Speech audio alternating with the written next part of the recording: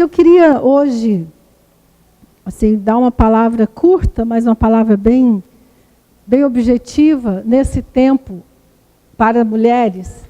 Nós temos que refletir um pouco, né, a respeito do privilégio que nós temos em nosso país de estarmos juntas, de podermos vestir a roupa que nós queremos, de usar joia, né? Eu acabei de chegar do Oriente Médio, eu acabei de chegar lá de Israel, e realmente você fica muito impactada com a diferença cultural, como as mulheres vivem.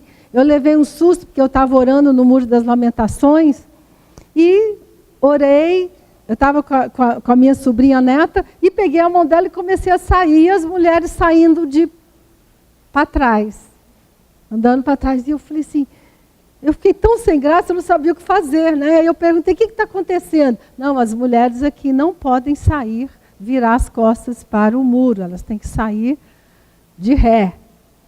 Então são coisas interessantes da cultura, e você vai vendo o privilégio que nós temos de viver numa cultura livre. Amém? Nós somos livres, mulher. Amém? Graças a Deus por isso. Você é livre para pensar, você é livre para agir, você é livre para sair de frente, não precisa sair de ré, né? Então, assim, essas experiências sempre me fazem pensar a respeito não só da nossa experiência aqui no Brasil, aqui na Sara, ou com o nosso grupo aqui no Rio de Janeiro. Me faz pensar nas mulheres do mundo inteiro. Eu sempre penso globalmente, eu gosto de pensar sempre que se tem ainda mulheres que são abusadas, mulheres que sofrem, mulheres que não têm oportunidade, isso me afeta, isso te afeta. Isso tem a ver com a nossa vida. Então, nosso desejo é criar uma consciência do nosso papel nesse mundo. As mulheres têm ganho espaço, têm conquistado muito, mas falta muito ainda. Tem centenas e milhares de mulheres que não têm o privilégio que você tem de poder se arrumar, de poder se perfumar, de botar uma joia, uma roupa bonita e sentar aqui, né? Então nós estamos imbuídas de um senso de propósito, de que a nossa vida vai afetar a vida de outras mulheres, que nós vamos abençoá-las, que nós vamos influenciar de uma maneira mais direta, outras de maneira indireta. Eu quero dizer para você, quem sabe você é uma escritora, quem sabe você é uma cantora, uma empresária, eu não sei exatamente, ou você tem um ministério, o que Deus te chamou para fazer? Mas eu quero te dizer que você foi chamada para mudar o mundo. E eu quero que você vire para a sua companheira do lado e diz, você vai mudar o mundo. É só isso. Só isso. Nós somos chamadas para mudar o mundo. Já pensou em que coisa tremenda? Nós somos chamadas para mudar o mundo. E você muda o mundo, influenciando a vida de uma, de duas, de três, de quatro. Nós estamos fazendo uma revolução no Brasil, amém? Nós estamos mudando o mundo. Por quê? Porque nós estamos trabalhando para que as mulheres tenham vidas mais plenas. E é sobre isso que eu quero falar um pouco essa noite. Tudo na nossa vida é relacionamento. O resto são detalhes.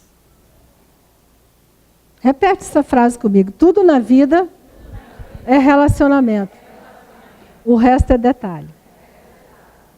Então, nós fomos criados para 3 tipos de relacionamento.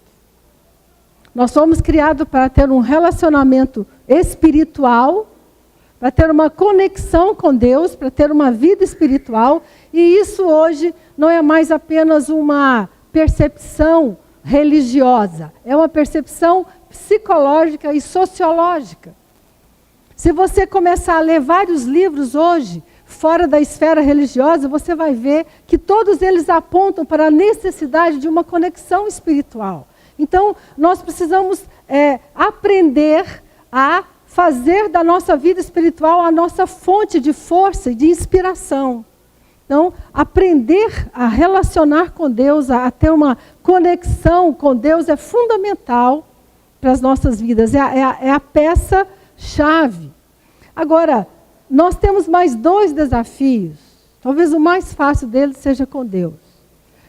E os outros 2 são os mais difíceis. Que nós precisamos aprender a relacionar conosco. E nós vamos aprender a relacionar uns com os outros. O relacionamento consigo mesmo é extremamente desafiador. Mas normalmente, quando nós falamos de relacionamento, nós falamos das 2 pontas. Vocês perceberam aqui, né? Relacionamento com Deus e servir. Então, nós estamos sempre nas 2 pontas. Eu aprendo a amar a Deus, a relacionar com Deus e aprendo a servir. Pouco se fala sobre seu relacionamento com você mesmo. E sendo que o fundamento do seu relacionamento com os outros passa pelo seu relacionamento com você. O espelho do seu relacionamento com os outros é apenas o reflexo de como você se relaciona com você mesmo. Então, nós temos que pensar e amadurecer a ideia de que nós fomos criados para nos conectar. Tudo na vida que tem valor passa por relacionamento. No fim de tudo, o que dá sentido para a sua vida? São os seus relacionamentos. Seus relacionamentos familiares, seus relacionamentos no trabalho, suas amigas, seus filhos, seus netos, tudo que tem valor. Nós criamos uma falsa imagem de que ser bem-sucedido é ter muitas coisas. Na verdade, ser bem-sucedido, ter uma vida plena, é saber relacionar corretamente com Deus, consigo mesma e com os outros. Agora, e todos nós ansiamos por uma vida plena. Uma vida plena não é uma vida sem problemas. Na verdade, uma vida plena é a capacidade que você tem de se arriscar na vida. É a capacidade que você tem de estabelecer vínculos, de ter coragem de viver plenamente, de não ter medo de errar, de não ter medo de ser rejeitada. Aliás, eu quero te falar uma coisa. O que eu vou te ensinar essa noite é um antídoto à rejeição. Eu quero te falar, o amor próprio é o sistema imunológico da sua alma. E se você desenvolvê-lo, ninguém vai conseguir mais ferir você. Mas o que nós normalmente fazemos é exatamente isso. Nós aprendemos a relacionar com Deus e aprendemos a servir ao outro. Mas não aprendemos como relacionar com a gente mesmo. Isso é uma coisa extremamente vital. Né? Nós estamos aqui para servir, sim. Mas uma vida plena significa viver com coragem, viver com compaixão. Mas essa noite eu quero dar uma ênfase muito especial, mulher amada, querida. Para você ser bem-sucedida na vida, você precisa aprender a cuidar muito bem de você mesmo. Porque se você não cuidar bem de você, os recursos vão secar muito rápido. Se você não aprender quem você é, o que você gosta, se você não aprender a lidar com as suas imperfeições, com as suas fraquezas, com as suas dificuldades, você vai ficar paralisada. Você não vai ter coragem de se expor na vida. Qual a realidade hoje? Eu tenho estudado bastante a respeito desse assunto. E nós vivemos no mundo hoje com uma sensação de escassez e de falta. Olha que coisa interessante. A gente tem uma sensação de que está sempre faltando alguma coisa. Nós temos uma sensação de que não temos o suficiente nunca. Nós vivemos numa sociedade que está sempre colocando um parâmetro de perfeição acima do que você é capaz de alcançar.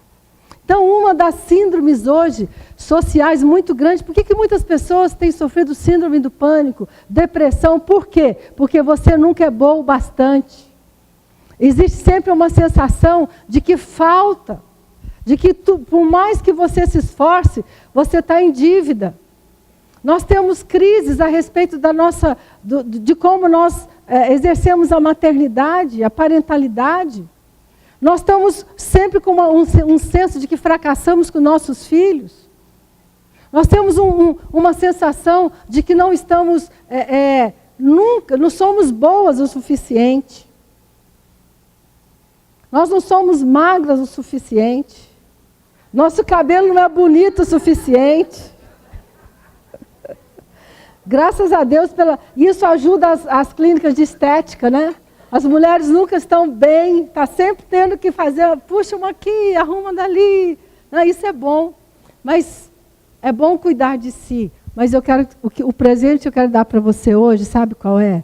Que você aprenda a estar bem com você todos os dias. Que você, independente do que você está fazendo, que você possa realmente desenvolver um relacionamento consigo mesmo que te dê paz. Que mesmo quando você falhar, você sabe, eu falhei, eu vou falhar muitas vezes, eu sou imperfeita, mas mesmo assim eu ainda mereço ser amada. Aí mesmo assim eu ainda tenho valor. Porque é muito fácil roubar o nosso senso de valor. E nós vivemos numa sociedade difícil, nós temos muita exposição. Né? Eu estava lendo uma história de uma pesquisadora americana, e ela contou uma história muito interessante. Ela falou, a vida inteira eu tive muito medo de me expor.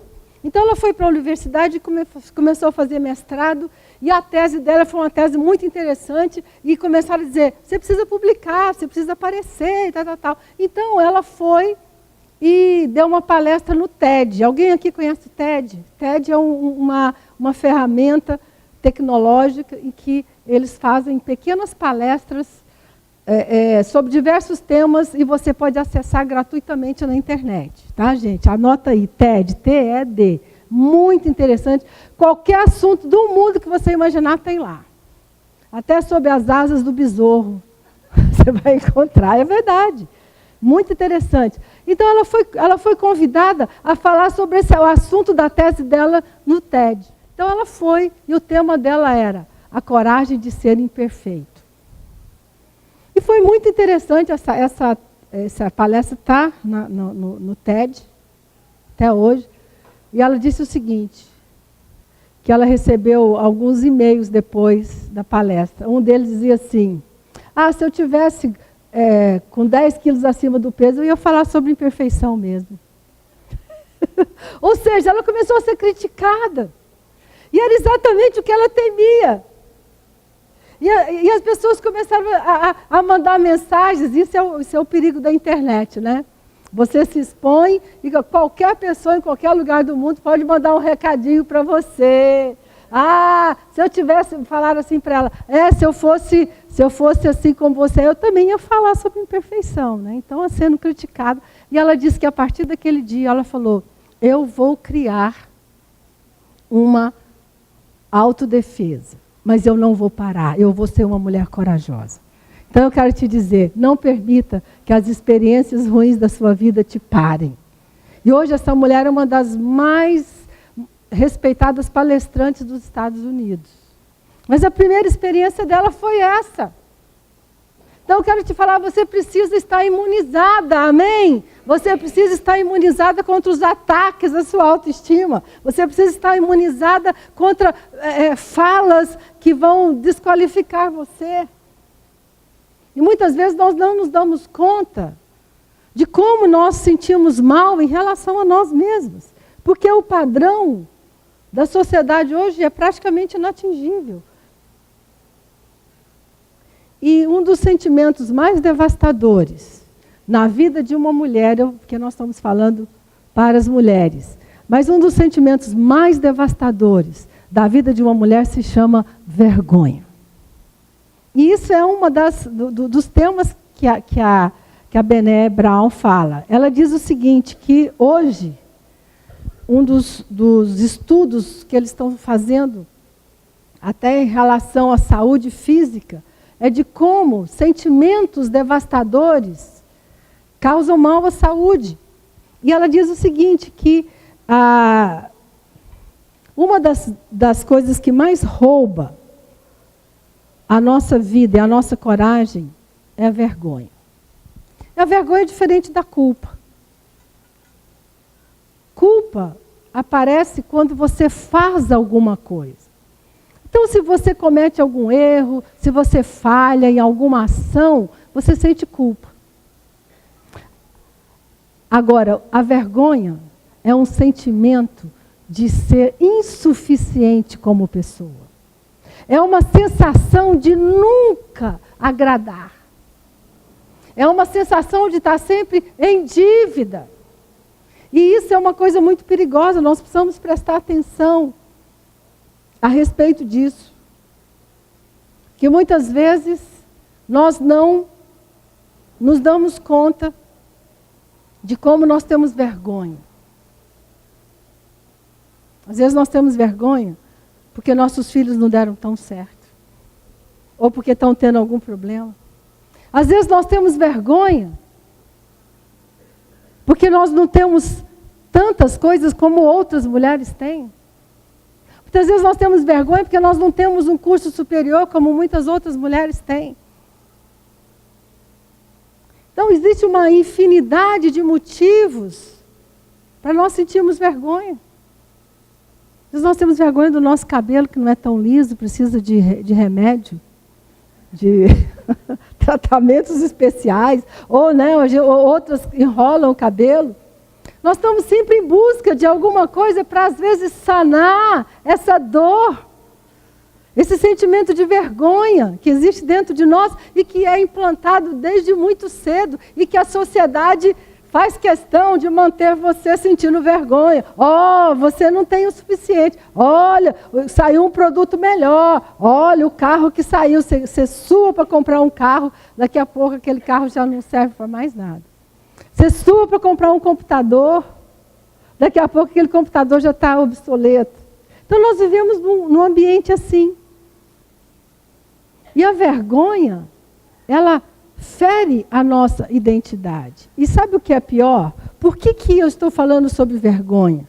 Porque quando eu tenho vergonha, eu me silencio. Eu me fecho, eu não me arrisco. Então existem muitas pessoas que não escrevem seus livros, que não falam em público. Não vou nem perguntar aqui quem tem medo de falar em público. Muitas pessoas não se arriscam a colocar seus talentos.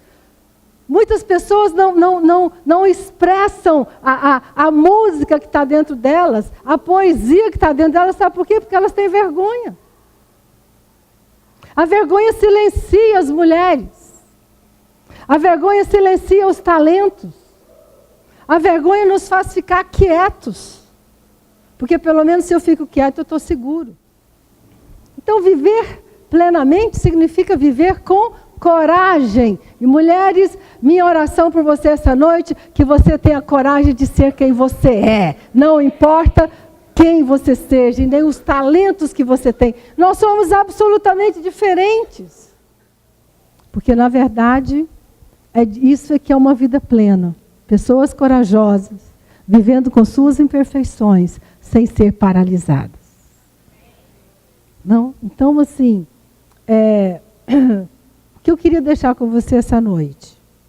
Quero deixar com você essa palavra. Tudo na vida é relacionamento.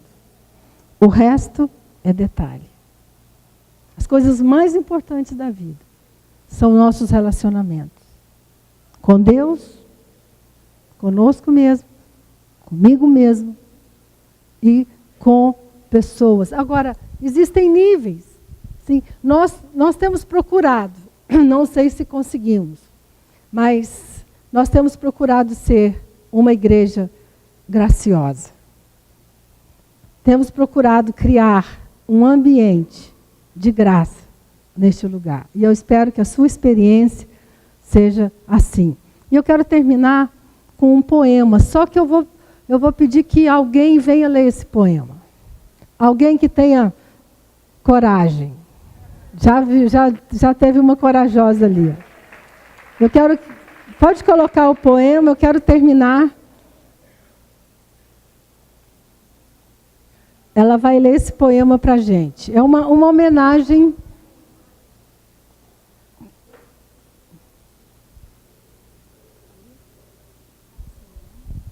Boa noite, gente. Meu nome é Rosa Maria, tudo bom? Se este não é o lugar onde as lágrimas são atendidas, então onde é que eu vou chorar? Se este não é o lugar onde as fraquezas são compreendidas, então onde é que eu vou aprender a confiar? Se este não é o lugar onde eu posso rir e chorar, onde eu vou aprender a celebrar? Se este não é o lugar onde é permitido errar, então onde eu vou me arriscar? Se este não é o lugar onde eu posso agir, então onde eu vou aprender a servir? Se este não é o lugar onde meu espírito pode ganhar asas, então para onde eu devo ir? Onde eu vou aprender a voar? Se este não é o lugar onde aprendo a sonhar, então onde eu vou meu propósito alcançar? Qual é o nome do poema? O nome, gente? Um lugar chamado graça. A minha graça te bate. Basta. Jesus, tu és Rei carinhoso, Deus poderoso.